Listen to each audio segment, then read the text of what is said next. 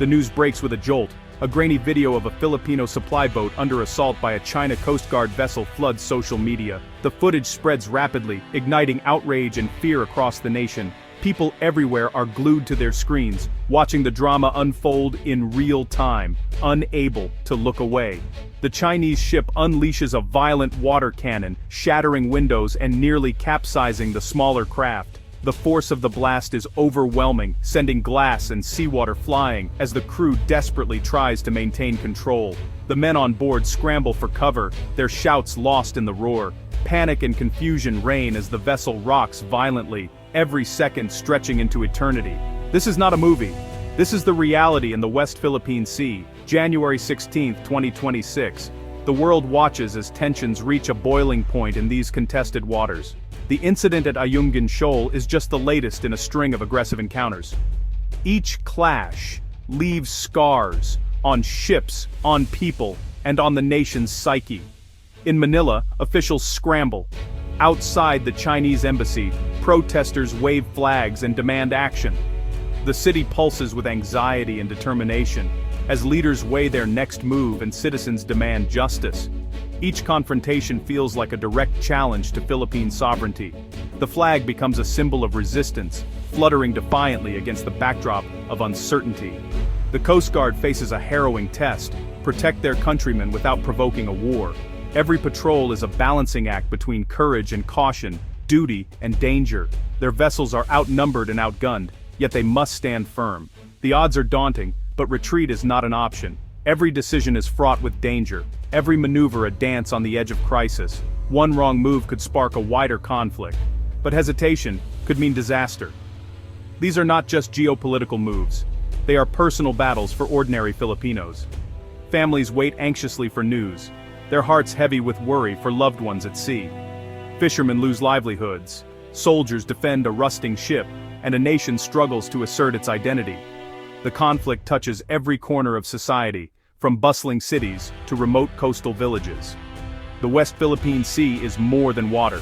It's a vital part of the Philippine soul, now a flashpoint under the world's gaze. The eyes of the international community are fixed on these waters, waiting to see what happens next. The courage of a nation is being tested daily. In the face of overwhelming odds, the Filipino spirit endures, undaunted, unbroken, and unyielding. Far from the bustling streets of Manila, Filipino fishermen like Ramon from Zambales pay the real price for the ongoing conflict in the West Philippine Sea. Their lives are shaped by forces far beyond their control, yet they remain at the heart of this struggle.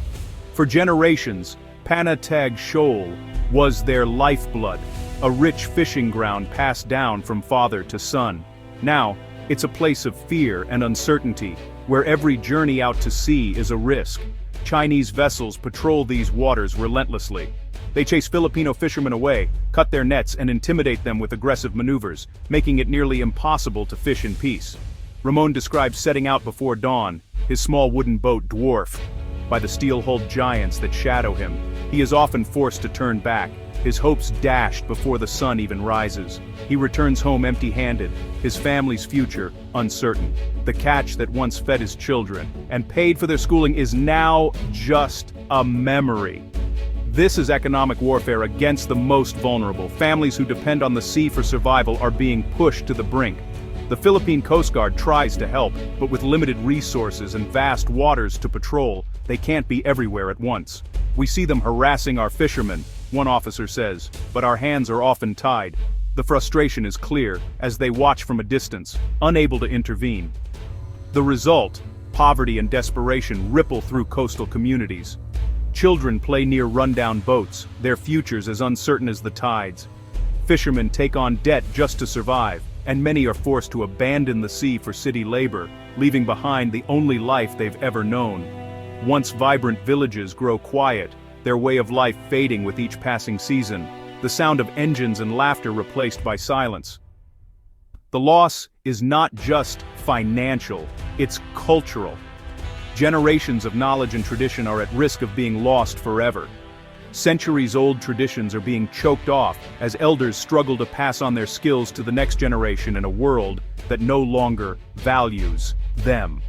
For these fishermen, the lines on a map mean the difference between feeding their children and going hungry.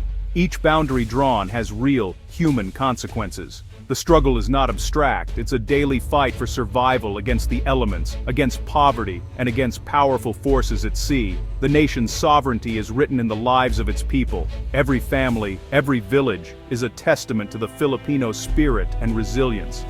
The stakes could not be higher. For these fishermen, the battle for the sea is a battle for their very existence.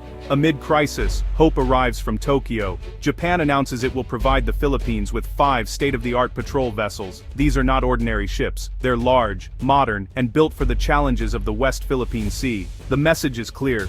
The Philippines is not alone. This is the largest maritime security boost the country has ever received from a foreign partner. Optimism surges in Manila. It's a sign the world is finally paying attention. The support is more than hardware, it's a diplomatic statement and a deepening partnership. Japan and the Philippines share a vision for regional stability based on law, not force. By equipping the Philippines, Japan invests in the security of the entire region. For the Coast Guard, it means new tools to match their bravery.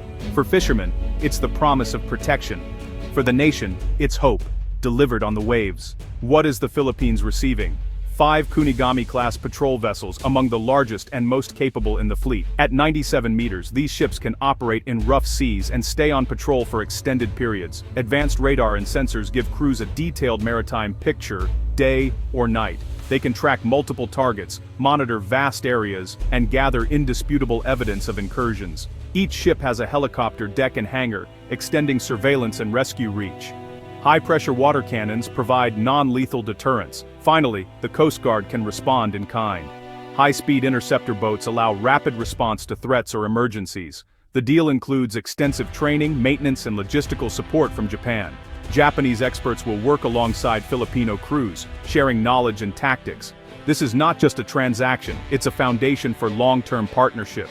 The ships are versatile platforms for law enforcement, rescue, and sovereignty. They represent a shared commitment to maritime security. The future of Philippine maritime defense is being built, one ship at a time. These new vessels are set to revolutionize the Coast Guard's ability to monitor and protect the West Philippine Sea. With their arrival, the landscape of maritime security is changing rapidly, giving the Philippines a significant edge in safeguarding its waters. In the past, patrols were infrequent and unpredictable. Vast stretches of ocean went unmonitored, leaving them vulnerable to exploitation by illegal fishers and maritime militias who operated with little fear of being caught. Now, with the deployment of Kunigami-class ships, the Coast Guard can maintain a constant and visible presence, effectively closing those dangerous gaps and making it much harder for violators to slip through unnoticed. Their state-of-the-art sensors capture high-resolution video and radar data around the clock, transforming uncertainty into actionable intelligence and providing a clear picture of what's happening at sea. Every incident can now be meticulously documented with precise time, date, and location, greatly strengthening the Philippines' legal and diplomatic position in any international dispute or negotiation.